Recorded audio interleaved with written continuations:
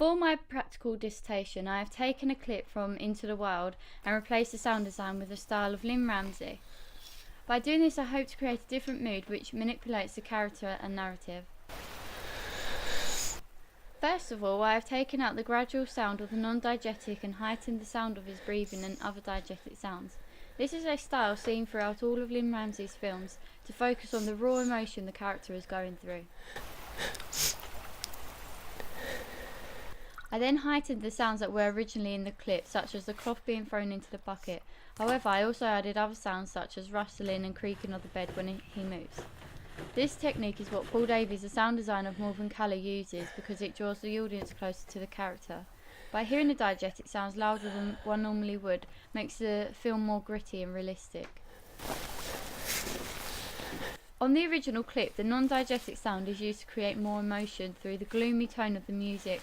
However, on this particular part of the scene is where I believe the audience should hear his struggle, so we feel more pathos for him.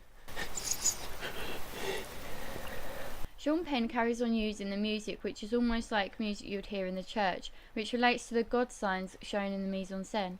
However, like in Morven Caller and Ratcatcher, even though there is a dead body in the scene, you still hear loud breathing over it. I wanted to have the same effect on this part of the clip to remind the audience he is still alive, and to have a greater impact later on. I have also used Paul Davies' advice to underpin the drama within the atmospheres that he used. Therefore, I heightened the sound of the wind, birds and river, which are not in the original clip.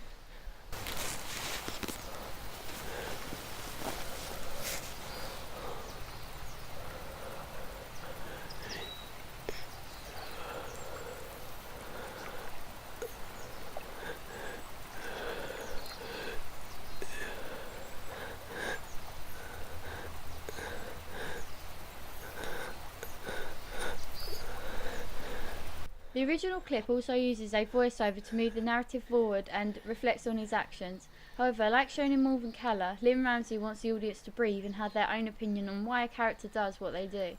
This is why I took out the voiceover and just used natural sounds.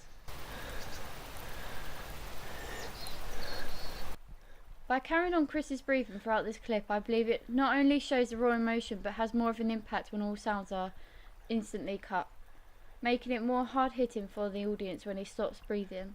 I also took out the heartbeat sounds because it is not something Lynne Ramsay would do to rely on creating tension for his death. Instead, she would use natural sounds.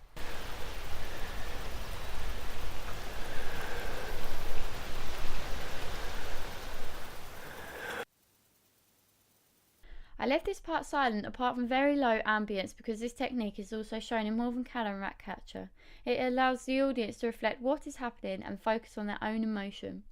As Paul Davies says, you have to be very sparing with the use of absolute silence, as it is a very powerful gesture. The moment has to really justify the withdrawal from sound. In the original clip, when it pans out, Penn gradually applies upbeat music. I changed this because I wanted it to be kept gritty, to show the impact of how sound can change the way you perceive a film and the mood. Instead, I used natural sounds of the environment to show the binary opposition of life and death, as well as reiterating the fact that life carries on around him, even after death. I started my gradual sounds later than the film as well. I chose to do it when it comes out of the window, as the metaphor of life is outside of him.